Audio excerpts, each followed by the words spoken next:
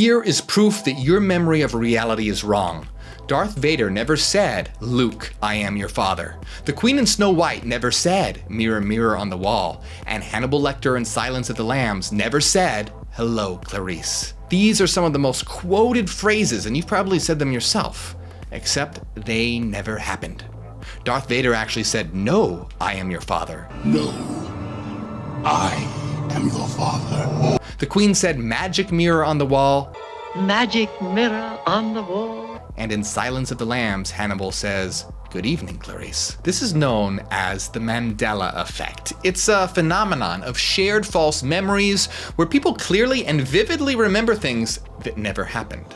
Now, many people are so sure that they have these memories that they believe the Mandela Effect is proof of alternate timelines or glitches in a simulated reality. But could that really be true, or is it something else entirely? In this video, I'm going to finally show you the truth about the Mandela Effect and how it's led to hundreds of innocent people being locked in prison, the altering of history, and how it's used to manipulate you. There are many examples of the Mandela Effect. Remember the rich guy in Monopoly? He actually doesn't have a monocle. Sex in the City is actually Sex and the City. The Fruit of the Loom logo doesn't and has never had a cornucopia. Pikachu's tail doesn't have a black stripe at the end, and the Berenstain Bears were never called the Berenstain Bears, they were called the Berenstain Bears. You remember a movie called Shazam starring Sinbad as a genie that grants wishes to two children? It doesn't exist. It was never made. People are so sure that this movie existed that even Sinbad himself tweeted about it, where he said, "Okay, for all you people who think I did a genie movie, well, I haven't done one yet. But I'm going to do one so we can close this chapter." Now, these are just a few examples of the Mandela Effect, but there are so many more. People are utterly convinced that what they remember actually happened, and this has led to mass confusion and theories about alternate timelines, reality glitches, or elaborate conspiracies. And I get a question about the Mandela Effect almost every time I live stream. So what's actually going on? Here's where things get even crazier. Now let me explain exactly what's happening. A project was conducted in the United States that gathered information on 300 innocent people that were wrongly convicted, some of them having spent 30 years in prison. Advances with DNA testing proved that they were actually totally innocent. It turned out that 3/4 of those innocent people were convicted because of faulty or false memories recounted by a witness. In some cases, the witness was absolutely sure they remembered the convicted person committing the crime when in reality it was an entirely different person.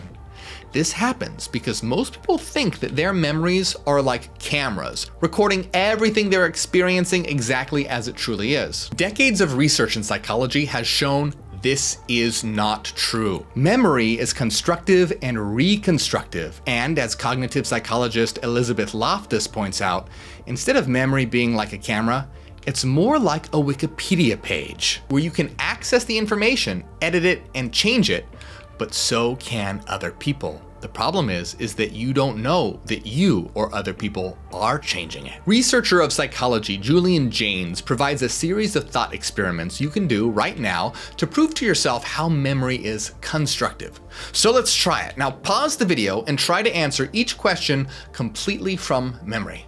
Ready? At a stoplight, is it the red or green light that's on top? How many teeth do you see when looking at yourself in the mirror while you brush your teeth, or when you smile for a selfie? Without looking, which one of your fingers is the second longest? If you're in a familiar room right now that you see every day, write down everything you remember about what's behind you, then turn around and see what you missed. Now think about this carefully. If your memory behaved exactly like a camera, you would be able to remember every single detail in a familiar room and how many teeth you see in the mirror.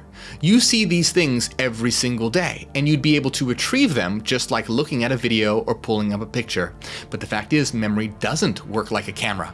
When you were trying to remember some of these things, you probably didn't even think of a specific memory. For example, when I asked you which of your fingers was the second longest, did you pick out a specific memory of looking at your hands? Odds are you just imagined your hands in general, instead of imagining your hands that's actually tied to a specific memory. And maybe you try to rationally work out which one should be the longest based on what you know about anatomy or other people's hands that you've seen. The fact is, memory isn't simply retrieving images, far from it. It's about construction and reconstruction of information that might come from many different sources to create what should be there. So here's another example that Julian Jaynes gives. I want you to think right now about when you came into the room that you're in now and sat down and started watching this video. So go ahead, this is important. Pause the video if you need to, and think about it, imagine it in your mind now. Think about what you just imagined. Are the images that you brought into your mind when remembering exact copies of how it actually happened? Or did you imagine something like seeing yourself in the third person, walk in, sitting down, and watching the video? If it was an exact recording of what happened, of course you wouldn't be seeing yourself walk in the door. Did you remember all the sounds that you heard and the feeling of taking pressure off your feet as you sit down? Of course not. Now, if you wanted to, you could reimagine all that right now, and even from the first person perspective. But the critical point to understand is that when you're remembering, you're not retrieving exact images of what happened. Instead, your mind is creating imagery of what you think must have or should have happened, not exactly what actually did. Your mind is doing its best to recreate it, but it's creating a sort of visual simulation of the event and filling in the blanks with what you think should be there or must be there with the details that you didn't consciously pay attention to. Now here's where the Mandela Effect comes in, and it gets weird, because it can lead to the altering of history and people manipulating your memories. Since something like the Mandela Effect was causing the conviction of so many innocent people, psychologist Elizabeth Loftus, who I mentioned earlier, wanted to figure out what was going on. So she conducted a series of experiments to see if it was possible to plant false memories in people. In one study, she and those she was working with attempted to plant false memories in participants. The false memory was that when the participant was a child, 5 or 6, they were lost in a shopping mall, crying and scared, but ultimately some elderly person found them and returned them to their family. Now, they were successful in implanting this false memory in a quarter of the participants, some of the participants even adding details and describing the incident in vivid detail, even though it never happened. In another study, participants were shown a series of random images, one of which was a college campus that they'd never been to. When shown the images again 3 weeks later, a majority of the participants said that they either probably or definitely visited the campus in the past. Multiple studies like this have been done across the world, implanting even extreme false memories into participants, like almost drowning, being attacked by a vicious animal, and witnessing demonic possession. So how do you implant a false memory? Explained simply, to implant a false memory, you suggest that it might have happened to the participant, and then ask them if they remember it happening. If it's framed in the right way, the mind will edit your memory to form what it thinks should have happened rather than what actually happened. So here's how the Mandela Effect works when it comes to Darth Vader, the Berenstain Bears, and everything else you might have heard about. First, someone somewhere starts describing whatever it is wrong. For example, when Star Wars first came out, it wasn't as widespread as it is today. So to say, "Luke, I am your father," provides a lot more context rather than just, "No, I am your father." No, I am your father. In the Disney movie, it's magic mirror on the wall, but in the original book, it's the familiar mirror, mirror on the wall. The Monopoly guy doesn't have a monocle, but a lot of rich cartoon characters do, like Mr. Peanut. Stein is a very common last name and can easily be confused with the uncommon Stain. Sinbad never starred in a genie movie called Shazam, but Shaquille O'Neal starred in a genie movie called Kazam. These are all examples of how some people could have been confused, or provided context, or just made something up. If they tell their friends about it, this will start to spread, and because of the power of suggestion, they'll believe that it actually happened. They'll start saying, "Luke, I am your father," and all the rest. Now, if you flash forward to today, the era of YouTube, and if someone decides to make a YouTube video about the Mandela Effect, now you have a viral video that is perfectly replicating the psychological technique of implanting false memories. Think about it. You start watching a video, and this video suggests something to you by saying something like, thousands of people remember the Monopoly guy wearing a monocle. Do you? That's all it takes, because what that has done is, 1, provided a reason to believe it could be true, because thousands of other people believe the same thing. 2, implants the suggestion, in this case the Monopoly guy wearing a monocle. And 3, asks you if you remember it, which triggers your mind to reconstruct your memory based on what it thinks should be true rather than what actually is true. Your mind thinks it should be true because the suggestion was implanted, and apparently thousands of other people believe it's true as well, providing evidence for its truth. But now, this video, it starts to go viral, and millions of people are seeing it. Now, millions of people start to believe in these suggestions, which even further psychologically reinforces its apparent truth. Mandela Effect videos are the perfect vehicle for a worldwide viral suggestive technique for implanting false memories. Of course, it doesn't work on everyone, but it spreads so massively across the internet that it could end up working on millions. Now here's where it gets interesting, because some people are so sure that their memories are true, they believe that this is evidence for multiple timelines. A principle used in science and philosophy known as Occam's razor points out how incredibly unlikely this is.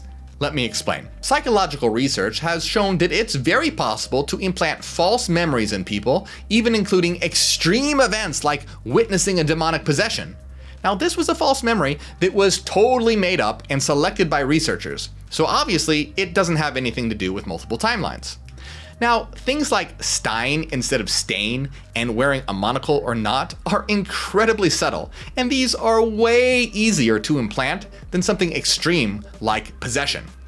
Occam's razor is known as the law of parsimony, which, in the context of the natural world and used as the empirical version, means that the simplest explanation is usually the best. For example, if you're walking outside and you see a ball on the sidewalk and you're wondering how it got there, well, someone or something could have dropped it, or it could have been beamed there by aliens. Well, Occam's razor says it's much more likely the ball was just dropped there. When applied to the Mandela Effect, maybe it was multiple timelines, or maybe it's the result of a known, studied, and researched psychological technique.